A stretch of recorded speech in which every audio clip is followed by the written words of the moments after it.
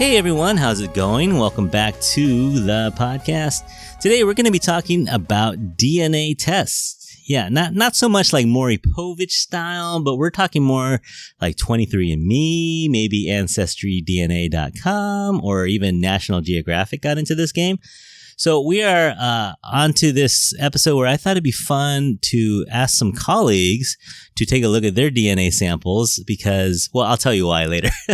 But I invited a couple people to come along. And so coming on this episode are two people.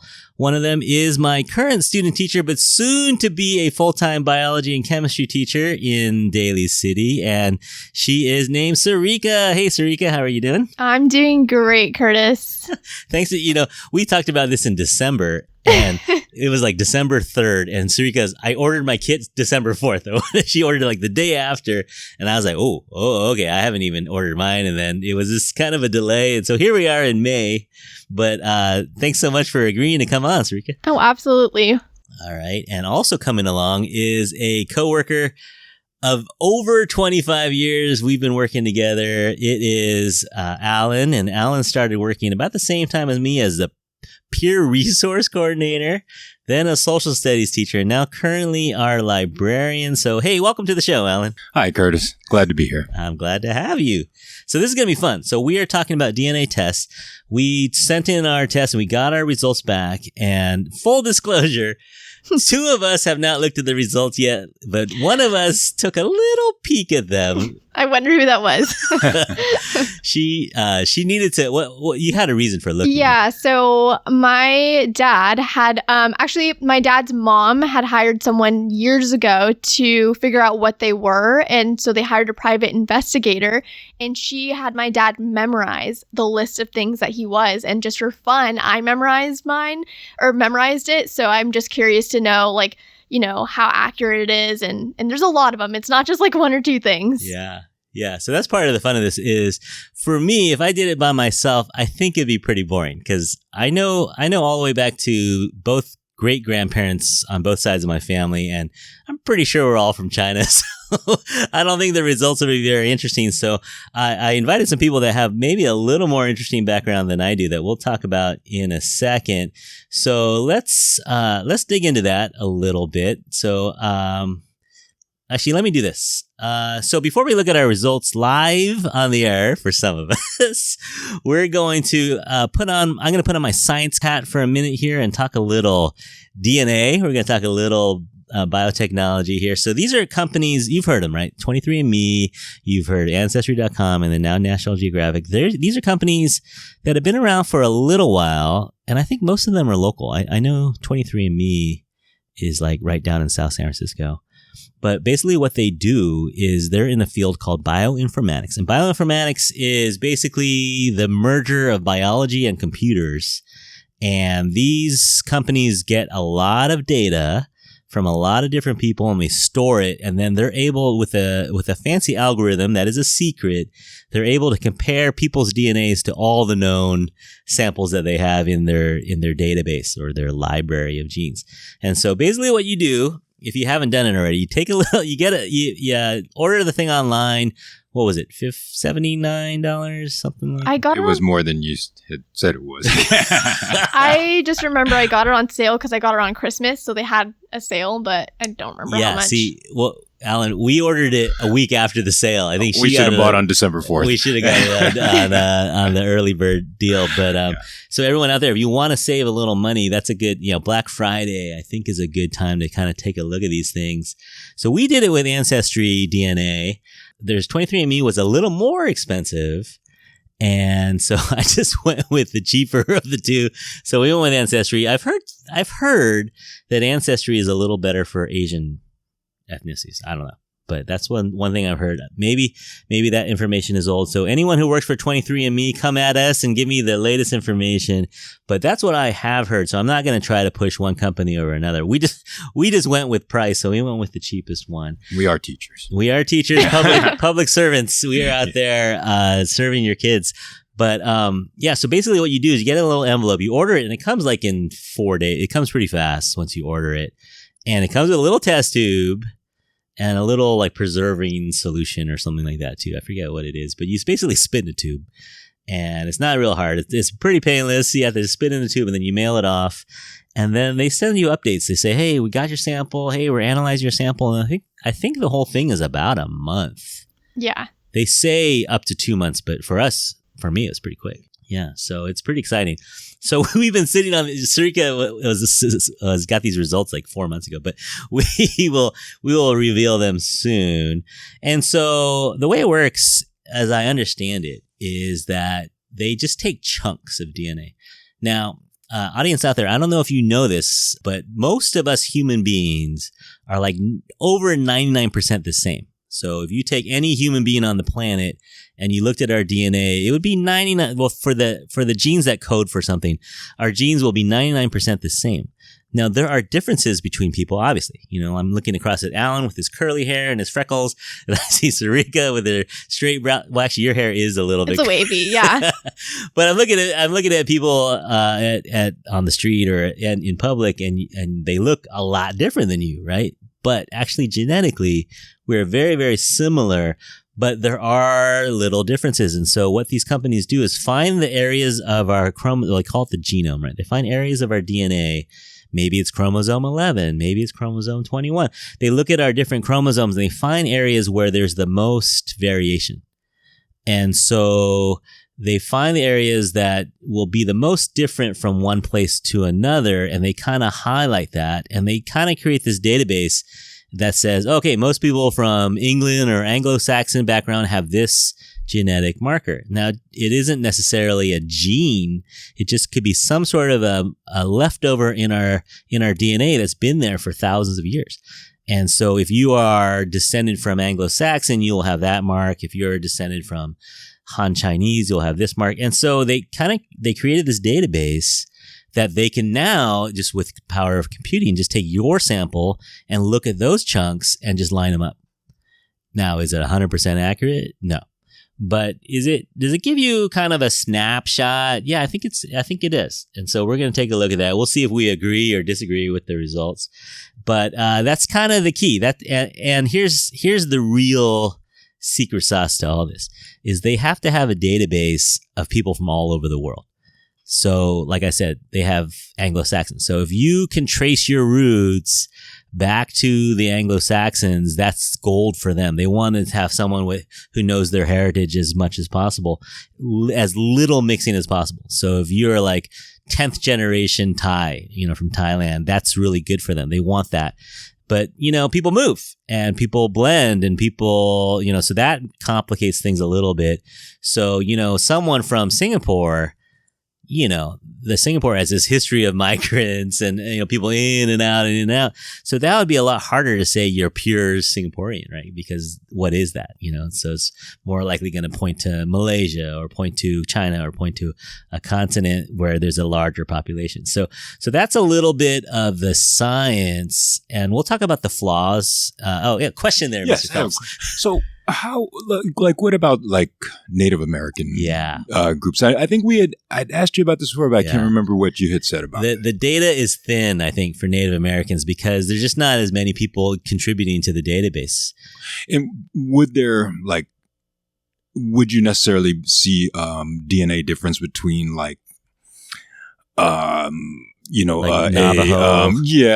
Especially tribes that, or, people that had traditionally shared land in similar areas and that sort of thing? Yeah, no, that's going to be hard. It's going to be hard for them to distinguish. So I think, we'll see, right? But I think with Native Americans, they group it. Okay. So, yeah, and same with, smaller parts of Southeast Asia, like the Hmong people, it's not really a country. So there's a lot of migrancy going on there. So it's not great for smaller people groups or groups that don't have their data, so the more they get, the better. So my friend did 23andMe and she said she gets like a yearly update as their databases change.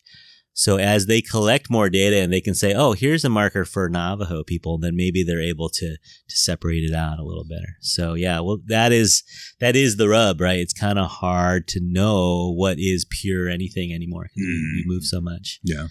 But if you find a tribe that they just stay to themselves, like in the middle of South America, there's some tribes of people that have never moved. Be more. that'd be more pure. I see. But yeah, most places that are colonized, you're gonna have a mix. But I guess what I'm wondering too is like, is there a sort of a genetic difference between like a northern, Cheyenne and a southern or a northern Sioux tribe, or something like that? Yeah, it depends on how long they were separated.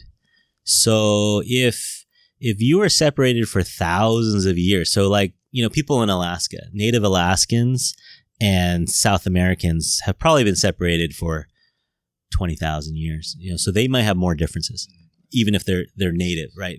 But Sioux, Northern Sioux, Southern Sioux, probably if they separated, it'd be a couple hundred years. So that's probably not enough to have a lot of differences. Yeah, so they'll probably be pretty similar. All right.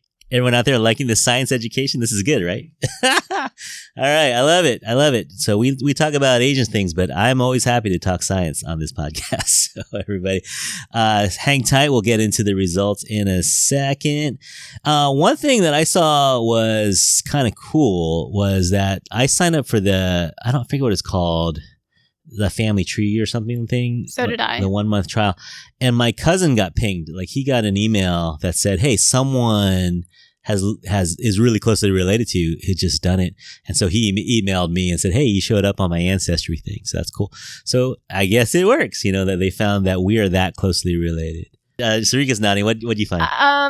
So like I said, I did take a little peek at my results. And one of the people that was found to be related to me, for whatever reason, I was scrolling through the list, and this one guy just kind of stuck out to me because he had such a professional looking photo as his profile photo. And I was like, oh, I'm just curious. I'm going to stalk this guy on Google. It turns out he's a country artist, and he even performed with Luke Bryan. And yeah, so he's from the Robinson side. But yeah, it's interesting to know. And funny enough, in real life, I don't know any family from my dad's side. And all the Ancestry results, everyone minus one person was from my dad's side. So it's weird. In real life, I only know my mom's side, but online, I only know my dad's side. So this guy probably is pretty close, like within second cousin or something? When I was doing a little bit of research, I know that his closest family are the Robinsons. So I know it's from my grandfather, but I don't know exactly how it breaks down. So some kind of a cousin. Yeah. That's very cool. Yeah, no, I think it's cool because, once you get to this country, a lot of people move out and they don't keep in touch. So you may have relatives that are 1 or 2 degrees away that are actually genetically pretty close to you. Why were you when I asked you guys to sign up, you both sounded kind of interested in finding these results. What were you hoping to find out? What were you curious about? How about you, Alan? Well, for me, my mom's Japanese, and she always talked about how her dad would always say that they were 100% Japanese, and who knows, but on my dad's side, it's African American, but also I know we have a lot of Native American in ancestry, and we definitely have a lot of Caucasian or Anglo American, and so I don't know. We had a pretty extensive family on my dad's side, but we've just grown apart for so long. We really just don't really have any contact with people outside of my nuclear family. Do you know percentages approximately? For my dad, I mean, not really. I mean, we've got like an account that his mother wrote, my grandmother, going back to the end of slavery, and where apparently my great-great-great-grandfather was a plantation owner. After the end of the Civil War, he married a woman who was enslaved prior to that. They had 3 children. And so, I knew that we know that there's some, intermixing of the blood. And plus you can just look at some of our ancestors and see, or some of our relatives and see, some were very light skinned, some were very dark skinned. And, so it just, I'm still not sure what I'm going to find. Yeah. Because I haven't looked. Yeah. And then how about Native American side? Is that grandma or is that grandpa? That's on my, but I think on my father's side, it's both on his father and mother's side. Oh, okay. Because they're both out of my grandfather's African American out of Louisville, Kentucky area, and my grandmother was African American also, but she was very light skinned, and their family's out of Virginia, kind of central Virginia.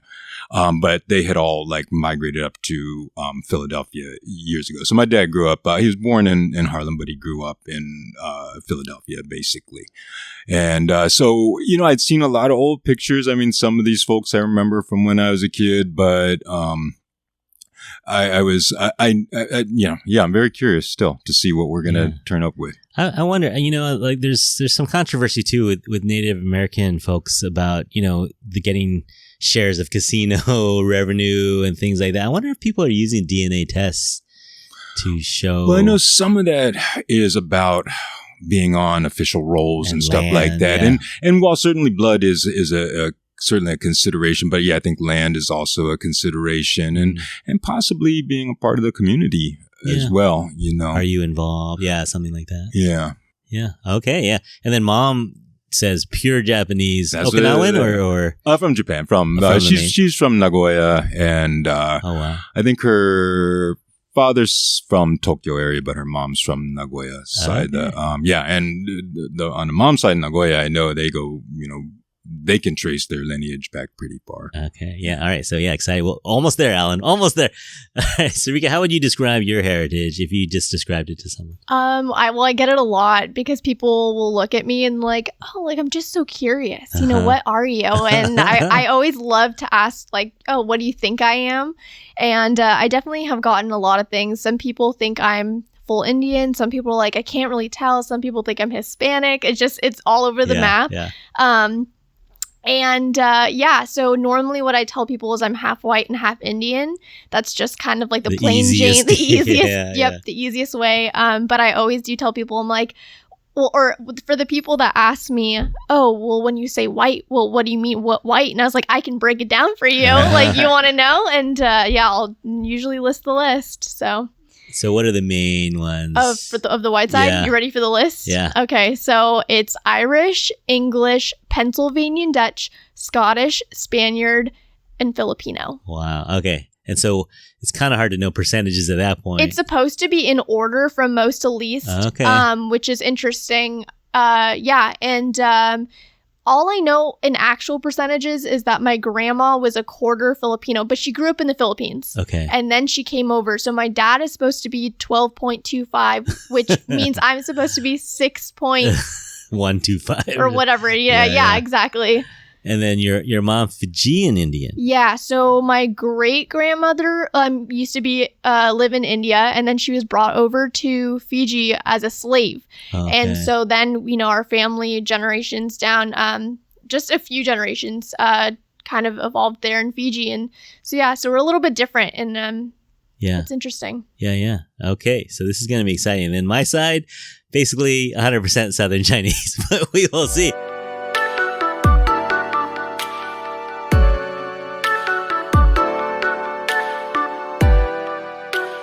All right, are you guys ready for this? Sure.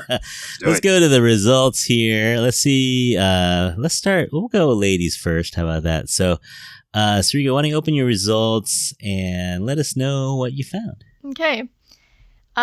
So my results show that this is from.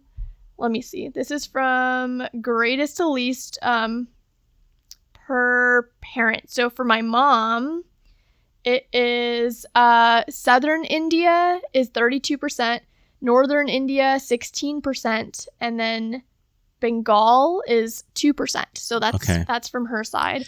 Yeah. And then everything else is from my dad. So that's the most is England and Northwestern Europe. I'm not really sure what that is exactly. I'd have to look on a map, but that's 16%. Mm-hmm. And then I have Northern and Southern Philippines. They're split, but each are 10%, and that's the next most. That's pretty high, yeah.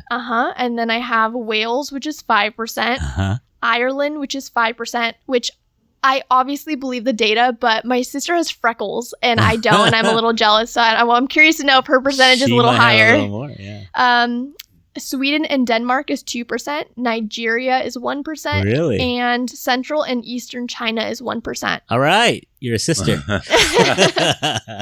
Interesting. That might be for the Philippines. Yeah. It's from my dad's side. So yeah. It might be the Filipino side had a little Chinese mixed in Maybe, there. yeah. Cool. So it's not super far off from what you know. No, I actually was doing a little bit of very basic math. And essentially for my dad's side, it is like 2/3 roughly of the white, quote unquote, and then 1/3 is Filipino. So funny enough, there's a lot more Filipino, in me, which is, it's kind of cool to know. Yeah. But it makes sense because if you look at my dad and his siblings, they all have the same mother. So my grandmother, but they all had different dads, except they're all white. All the dads are white. So they're all half white and then half of my grandma. Every single one except for my dad looks straight Asian, like very Asian features. Yeah. And it's very interesting. We're like, whoa, well, if she's only a quarter and then you have that, like they came out looking like they were like half at least. At least half, and this totally makes sense. But it's surprising. Yeah. Yeah. So, did it change anything for you, your perception or anything? Honestly, the only big surprise for me was the fact that I was 20% or from 10% northern Philippines and then 10% southern Philippines.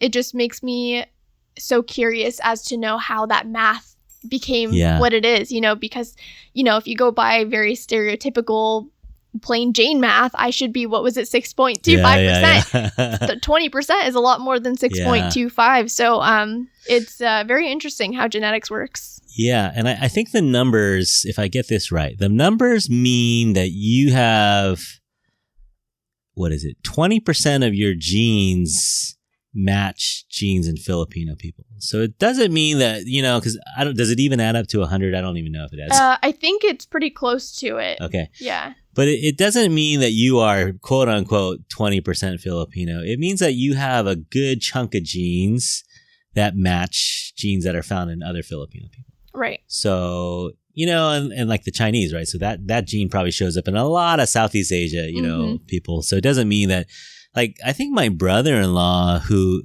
like me, should be 100% Chinese, got a bunch of Burmese genes, but that doesn't mean he's part Burmese. It just means that maybe there's some genes that overlap with the Burmese population. So it's pretty cool. It's I don't think you can look at it like a cup that's being filled with different liquids or stuff like that. It's a little more nuanced than that. But yeah, that's a pretty big chunk. I think the biggest, that totally makes sense. I just feel like the biggest aha question, I guess, is everything else lines up pretty well. Yeah. So that's the only one that's a little off in percentage. So I'm just like, oh, that's very interesting to know. And then, okay, more science, guys. So when you inherit an egg or a sperm, you're not inheriting exactly 50% from your grandma, 50% from your grandpa. You're actually inheriting a mix. So eggs and sperm, when they go through this thing called meiosis to be formed, they shuffle everything. So you could get a lot more from one side of the family than the other. So I guess Sarika got a bunch from Filipino grandma more. And so maybe your sister got more from Irish grandfather. I know, with her and her little freckles. Yeah. Yeah. So it's kind of weird how that works, but it's not like you're producing clones, right? Making babies is a mix. So every sibling, even fraternal twins, right? They're born at the exact same time. But different egg, different sperm is always a crapshoot. There's always going to be some variation there, which is good for our species. All right. Thanks, Sarika. And we'll move on to Mr. Alan. All right. What'd you get, Alan? Okay. Well, let's see. Dun, dun, dun, dun. Drum roll, please. Right. Well, Japan, estimate 50%. Hey, you know what? It works. Let's see. I mean, let me open it all up here and let's see if I can get a... So I've got Japan 50%, okay. Nigeria 16%, okay. Wales 8%. I knew we had like some Welsh, British, Cameroon, Congo, Western Bantu people 6%, Norway 6%, England, Southwestern Europe 5%, Mali 4%, Ireland 2%, Senegal 1%, Ivory Coast, Ghana 1%. Wow. Benin and Togo 1%. But no Native American.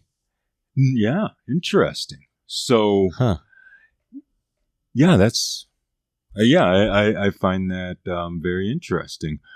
Because they even have photographs of, that would be my great grandmother. And even you look at my early pictures I've seen of my grandmother. I mean, she looks like she could be Native American, so very interesting. Yeah. So there's another thing that says you can view 18,000 plus regions tested. Yeah, I don't know. I'd have to look into. Yeah. I'm actually very surprised about that. I mean, I have to say, it really makes me question, because I know, my father did a pretty extensive family history where he went down into the record, halls of these towns in Virginia, and got even I have photocopies of the records and stuff, and so. Yeah, I find that very interesting. I don't know quite what to make of that. So I just pulled up the first thing that popped up, and it says there's an article on it. So they said there's definitely a chance of missed Native American. So there's a title. It says, Why Indigenous America's Region May Not Appear in Your Ethnicity Estimate. And they give you some reasons, but basically they said Ancestry DNA test surveys over 700,000 locations in your DNA, but there's still a chance that we miss evidence of Indigenous American DNA.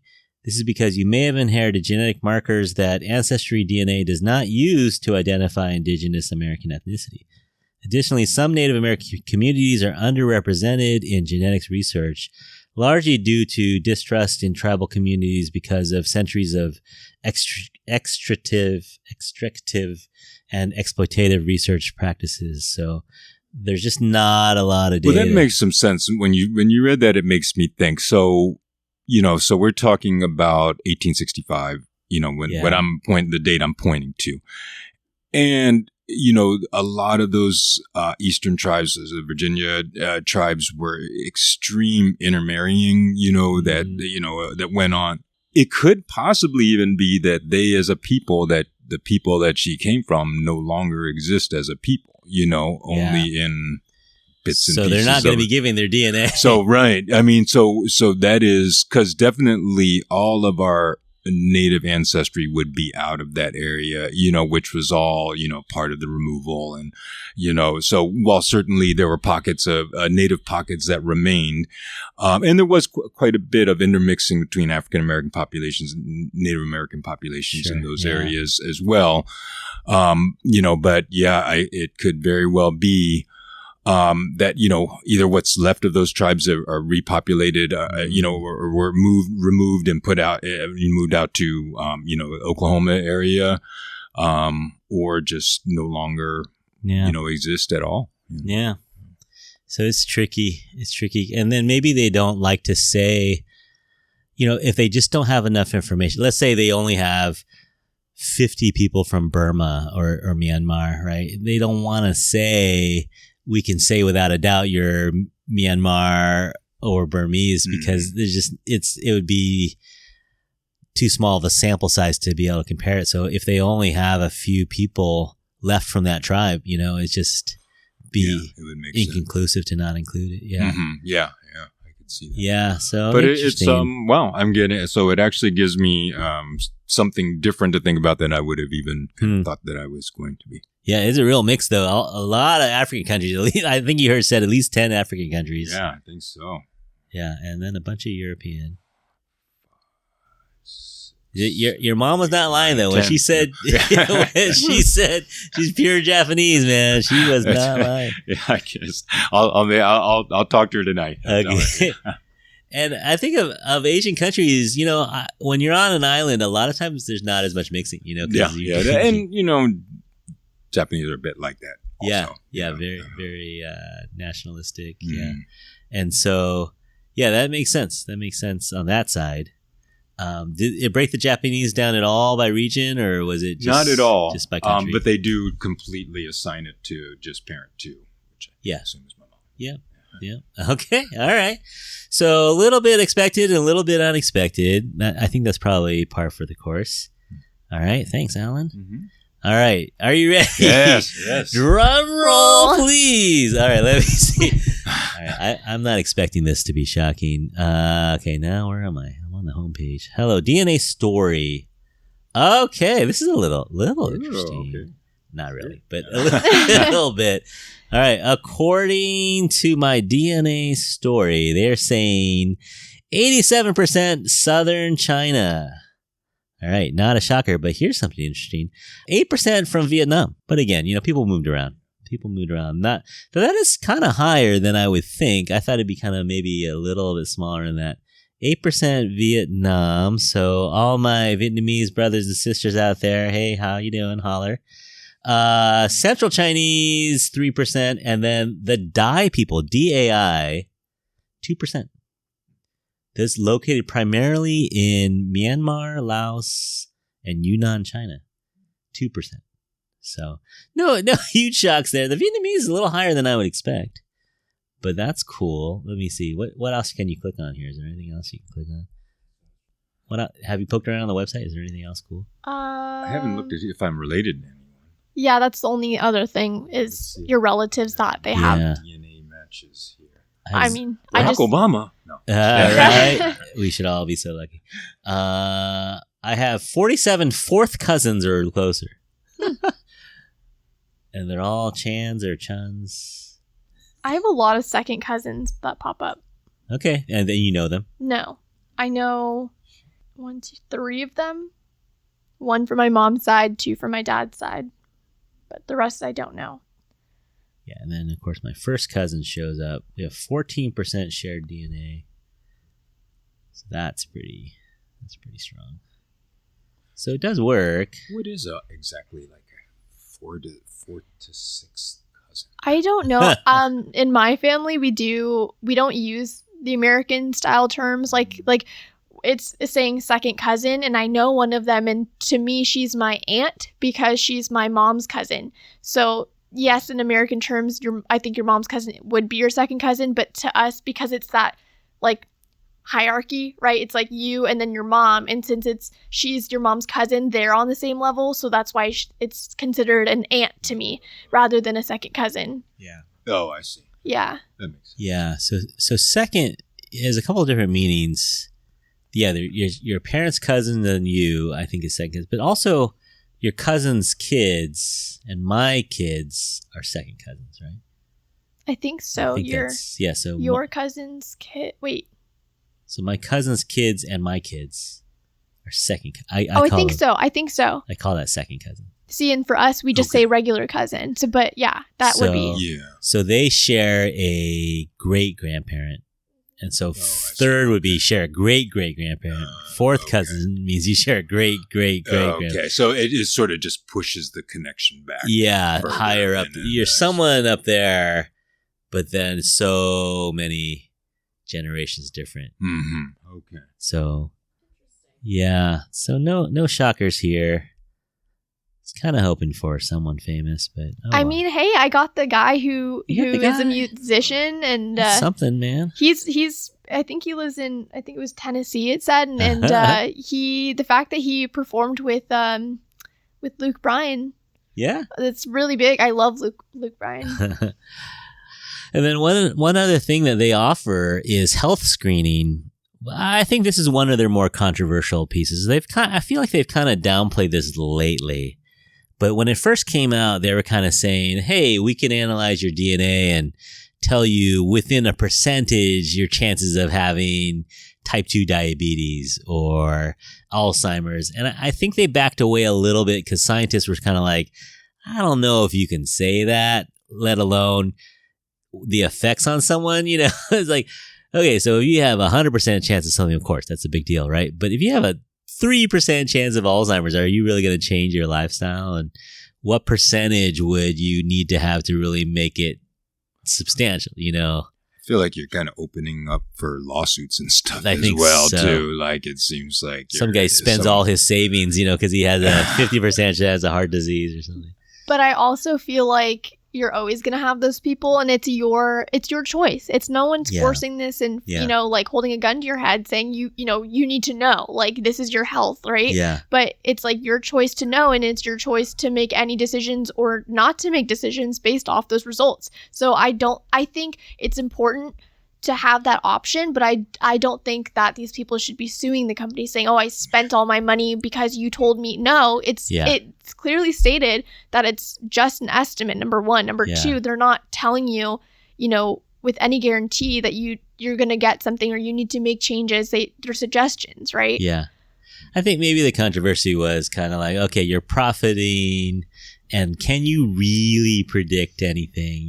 I think people were kind of like, what are you selling? Are you selling really good information, or is it just all of us have 10% chance of something, Yeah. So that was a little... I haven't done that with this company. I didn't do it either, yeah. My dad, I don't want to say made, but I convinced my dad to do one for him, and his came with the health screening or all that stuff. Yeah. And his was pretty close to what he knows. He has a lot of medical problems, but there's some ones that he was a little bit interested to find out because they were a little bit higher of chances than he thought. But it was all relatively stuff that he knew, like diabetes and something with eyesight degeneration. But it was just, it's interesting. And I genuinely want to do that for myself. Yeah. Some people want to know. Some people don't want to know. So I agree with you, though. It's your choice.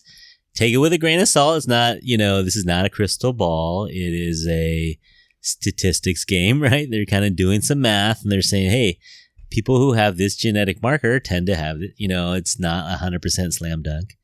But yeah, so I didn't do it either. And I don't know if I want to.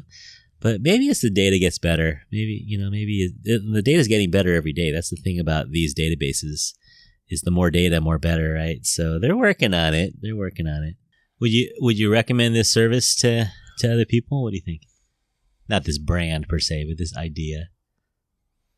I would. I mean, if you want to know something a little more, I mean, I do agree that you need to, take the results as a grain of salt. But I don't think that they're just like complete fabrications. I think that maybe the 1% stuff, I don't really know what that how does that really affect you means or whatever. But I would. Yes, I would. I think so. Especially for folks that are mixed heritage, mixed race.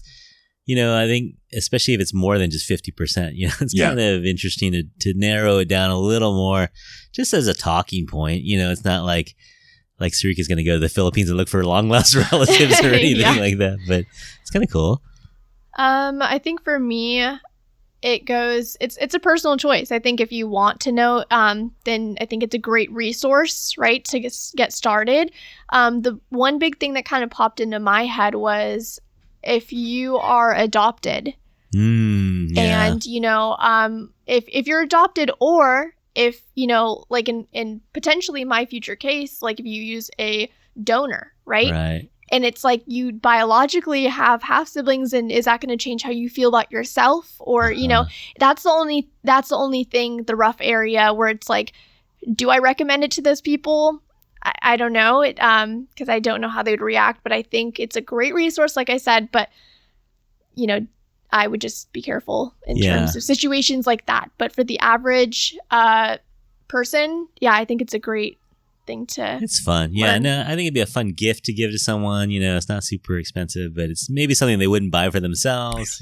I mean, I did have some reservations maybe about the whole DNA thing. I mean, I don't know why. I mean, they're not necessarily founded in anything, but just kind of like someone else has your DNA. I mean, like not founded in any concerns that necessarily that I have, but it does cross my mind a little bit, like what in the future, who knows what's going to... That's how my dad felt. Like, he's very, you don't need to know my information and very like that. And so I was surprised when I got I got this actually as a gift for him for Christmas, and he had no hesitation. I was like, I can return it. It's fine. He's like, no, you know what? This is for you. This is what you want. So he did it, but he's also that type. And it's true. Like, I have a lot of health issues too. And it's like, now that it's in the database, am I going to have a harder time getting life insurance or higher rates of stuff? And I think there needs to be a line where it's like, we have access to it, but it's not used against us. Yeah. You would hope. A good point. Yeah. Oh, didn't they catch the Zodiac? Which killer did they catch? They got one of these serial killers. The Zodiac. Yeah, and he laid low for all these decades, and then one of his relatives did one of these tests. Oh, is that right? Yeah. Is that how? Yeah, and they found him, and they got... So I don't know, man. So all my relatives out there, don't commit any heinous crimes. My DNA is in the system. I tell my daughters not to commit any crimes. This DNA is in the system. But yeah, I think if you do it for fun, and hopefully, I didn't read the fine print, but hopefully the fine print is there to protect us a little bit. But yeah, everyone knows where you can get these services. I think it's fun. I don't know, 8% Vietnamese. Maybe I'll go get some pho tonight. Hang out with the family. Maybe you take a trip there someday. Yeah, that'd be very cool. Very cool.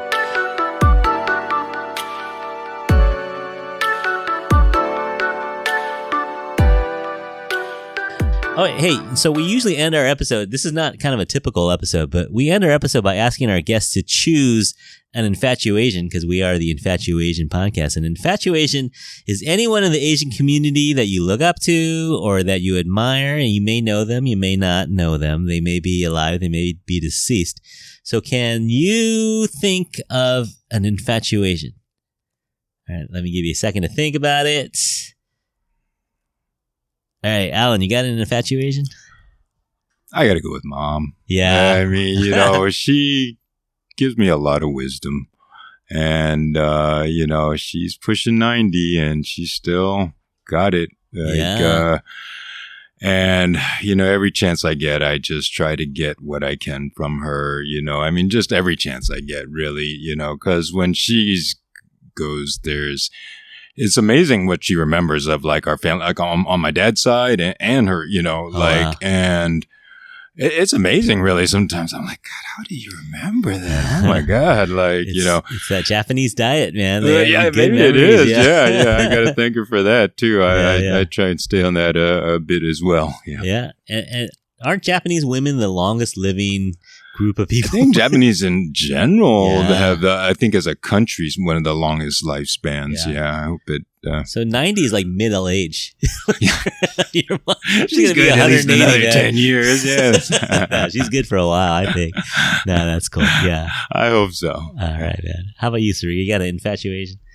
Well, I have a follow-up question because I actually would like to know the answer. Do you consider Indian descent Asian? I do. Yeah, I do. I mean, I think we're going with continent, right? So anyone on the continent, subcontinent, in the Pacific Ocean over there, we're going that whole half of the world. So, okay. Yeah. Well, so I would say that if you consider Indian descent Asian, then I would say my grandma's sister, actually. So my great aunt. And that's because she was the first one to come over from Fiji. And so that's a huge step. And then, just that whole process of like waiting, right, until you're allowed to come. And then when she came, being the sponsor for my grandma, right, and doing all that, and they scraped together money and had to endure a lot of racism, right, during that time when they came. And then she actually became paralyzed. She fell off of was it two or 4-story building? Oh wow! And I want to say 4 because they said that she shouldn't have survived, but she was paralyzed for the rest of her life. But she still had to take care of her kids and like her siblings' kids, and she did everything in a wheelchair. My mom tells me these stories of how they lived in the projects, and they would literally have to help her carry her wheelchair up the stairs, right? Because back then they didn't have ADA stuff. But yeah, she did a lot, and I think she set the ground. So she's my person. Yeah, no, awesome. And I don't know. The definition is fuzzy, but I think we go East Asian and then South Asian. Central Asian. I don't know. It's a big continent. I actually reached out to a woman. She's in northern Russia from what they call the coldest village on earth. It's Yakutia. And they all speak Russian, but they all have their own Saha dialect as well. And they look straight up Chinese. Really? You look at them, but they're ethnically Russian, Yeah. I've known Russian. some people like that, like Kazakhstan and various places. Yeah, Central Asia. Yeah. So I don't know, man. We are all embracing to anyone who considers themselves. So yeah, I don't know the official definition, but I think anyone from that region, I consider Asian. And then it's kind of crazy to think back at what you started with, how we're all more than 99.9% right. identical genetically. Yeah. So, I mean, we're all humans. Yeah. And then just where did your ancestors come from? It gets a little fuzzy, but you know what? we're gonna include that. So cool. Thank you for coming. Thank you for answering. Thank you for doing this test with me. Everyone out there, you can write to us and let us know your results. You can write to us infatuasianpodcast@gmail.com. If you're interested in doing this, go ahead. I wish I was sponsored by one of these companies. I'd give you a discount, but I have no connection with any of these companies. We are not sponsored, but you can go check out these companies. You know who they are.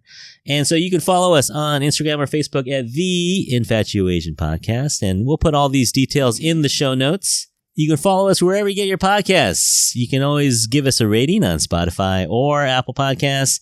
Oh, and just a heads up, you might hear some funny noises on this podcast. We had a fire alarm go off in the middle of this podcast, and the bell rang, so you might have heard kids in the courtyard or a custodian coming in to empty the trash, but it's all good. So anyway, on behalf of Alan, Sarika, and myself, we hope that you are all happy, healthy, and safe out there. Until we talk to you again, bye everyone.